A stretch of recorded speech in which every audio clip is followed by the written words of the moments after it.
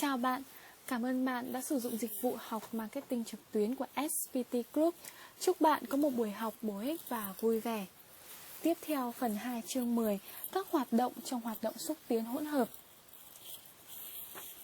Hoạt động xúc tiến hỗn hợp trong marketing là sự kết hợp tổng hợp của các hoạt động sau: quảng cáo, tuyên truyền, xúc tiến bán hàng và bán hàng trực tiếp. Toàn bộ các hoạt động xúc tiến trên phải được phối hợp để đạt tác dụng truyền thông tối đa tới người tiêu dùng. Đầu tiên, ta nghiên cứu về hoạt động quảng cáo. Quảng cáo là một trong những công cụ quan trọng nhất của hoạt động chiêu thị. Quảng cáo chuyển các thông tin có sức thuyết phục đến các khách hàng mục tiêu của công ty. Công tác quảng cáo đòi hỏi sự sáng tạo rất nhiều, đó là một nghệ thuật quảng cáo. Quảng cáo được định nghĩa là mọi hình thức trình bày gián tiếp và khuếch trương ý tưởng, hàng hóa hay dịch vụ được người bảo trợ nhất định trả tiền. Quảng cáo là kiểu truyền thông mang tính đại chúng, có khả năng thuyết phục, tạo cơ hội cho người nhận tin so sánh thông tin với các đối thủ cạnh tranh. Quảng cáo có sự đa dạng về ngôn ngữ, tính phổ cập và tiện lợi về phương tiện truyền tin hiệu quả. Chi phí cho quảng cáo là rất lớn. Ví dụ ở Hoa Kỳ, chi phí cho quảng cáo năm 1991 là 126,4 tỷ đô la, trong đó báo chí chiếm 24,1%, truyền hình chiếm 21,7%. Bản chất của quảng cáo là để giới thiệu sản phẩm, sử dụng ngôn ngữ, hình ảnh, âm thanh mang tính biểu cảm, sâu rộng để tạo nên sự chú ý, thu hút sự chú ý của khách hàng, thuyết phục họ về những lợi ích, sự hấp dẫn của sản phẩm nhằm thay đổi hoặc củng cố thái độ và lòng tin tưởng của người tiêu thụ về sản phẩm của công ty, tăng lòng ham muốn mua hàng của họ và đi đến hành động mua hàng. Các quyết định về quảng cáo bao gồm các bước sau. Xác định mục tiêu quảng cáo gồm mục tiêu truyền thông và mục tiêu tiêu thụ. Xác định ngân sách quảng cáo theo 4 phương pháp đã nêu trên, dựa trên khả năng của công ty và phần trăm doanh số bán, theo cân bằng cạnh tranh hoặc căn cứ vào mục tiêu và nhiệm vụ. Tiếp theo là quyết định về thông điệp, bao gồm hình thành thông điệp, đánh giá và lựa chọn thông điệp rồi thực hiện thông điệp. Quyết định về phương tiện quảng cáo, bao gồm các quyết định về phạm vi, tần suất, tác động, các kiểu phương tiện chính, các phương tiện cụ thể và phân phối thời gian cho các phương tiện. Bước cuối cùng là đánh giá quảng cáo, đánh giá các tác dụng của truyền thông và tác dụng đến mức tiêu thụ của công ty. Hoạt động thứ hai là hoạt động tuyên truyền. Tuyên truyền là một công cụ tuy chưa được xem trọng đúng mức trong hoạt động marketing, nhưng đôi khi lại có tác dụng mạnh, đạt hiệu quả cao nhất, lại ít tốn kém hơn so với quảng cáo. Tuyên truyền được định nghĩa là việc kích thích một cách gián tiếp nhằm tăng nhu cầu về hàng hóa dịch vụ hay tạo dựng uy tín hình ảnh của sản phẩm và doanh nghiệp bằng cách đưa ra những tin tức có ý nghĩa thương mại của chúng trên các ấn phẩm, các phương tiện thông tin đại chúng một cách thuận lợi và miễn phí. Bản chất của tuyên truyền thật ra là để gây dựng niềm tin của cộng đồng, thuyết phục những phản kháng và thể hiện sự hấp dẫn của doanh nghiệp. Các quyết định chủ yếu trong hoạt động tuyên truyền bao gồm: xác định các mục tiêu. Các mục tiêu của hoạt động tuyên truyền có thể là để tạo sự biết đến, tạo dựng tín nhiệm, kích thích lực lượng bán hàng và đại lý hoặc để giảm bớt chi phí khuyến mãi. Bước 2. Lựa chọn thông điệp và phương tiện tuyên truyền. Tiếp sau đó là thực hiện kế hoạch tuyên truyền. Phần này phải được quan tâm đặc biệt. Cuối cùng là đánh giá kết quả tuyên truyền. Rất khó để đo lường và số đo hiệu quả nhất là số lần tiếp xúc với thông tin mà các phương tiện truyền thông đảm bảo. Hoạt động thứ ba là xúc tiến bán hàng. Kích thích tiêu thụ bao gồm rất nhiều những công cụ khuyến khích rất khác nhau, thường là ngắn hạn, nhằm kích thích người tiêu dùng hay ngành thương mại mua những sản phẩm, dịch vụ cụ thể nhanh hơn hay nhiều hơn. Các công cụ xúc tiến mua hàng có thể là các mẫu chào hàng, phiếu thưởng, bớt tiền khi thanh toán bằng tiền mặt, giảm giá đặc biệt, quà tặng, giải thưởng hay dùng thử miễn phí.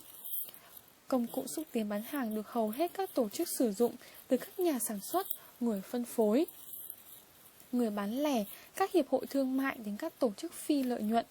Mục đích chung là để có được phản ứng đáp lại của người tiêu dùng sớm hơn. Tuy nhiên, tác dụng của công cụ này chỉ trong ngắn hạn và có thể phản tác dụng. Bản chất của xúc tiến bán hàng là để truyền tin, kích thích mua và mời chào.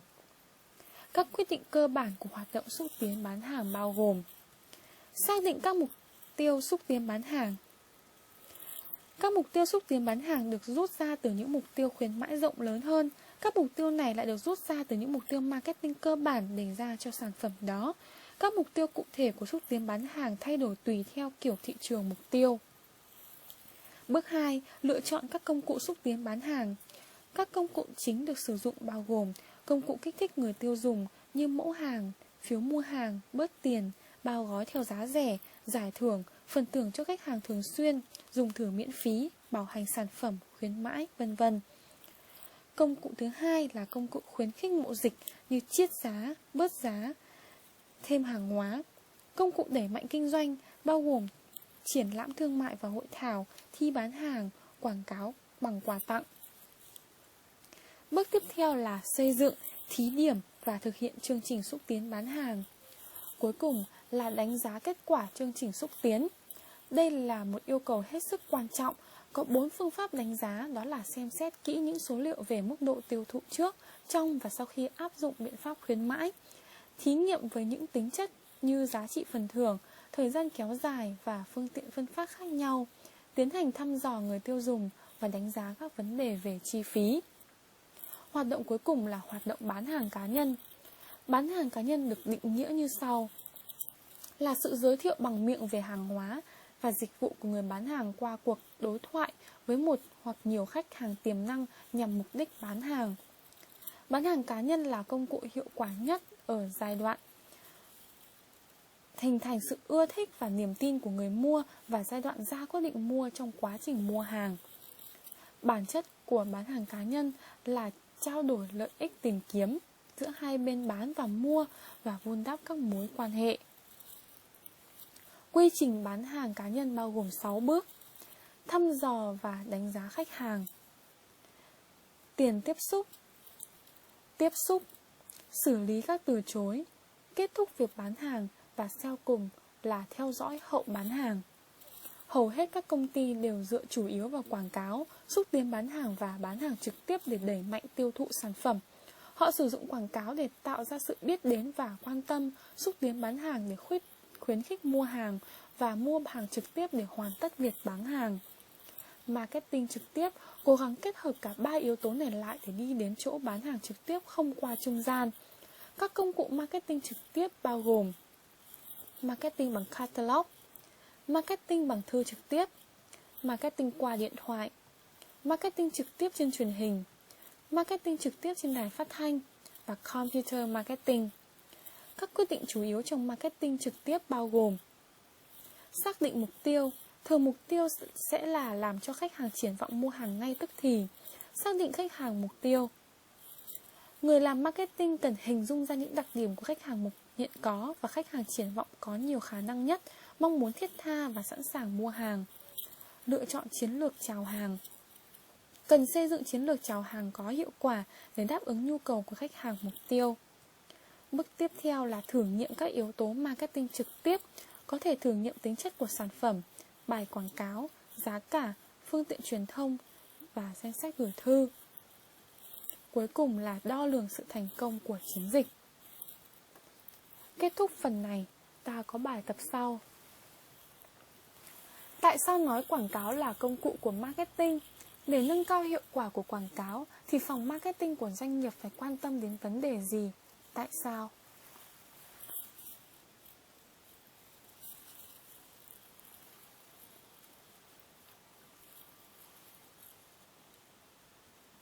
Kết thúc chương 10, ta cần nắm được các ý sau. Ý 1. Nắm được quá trình thiết kế chiến lược truyền thông.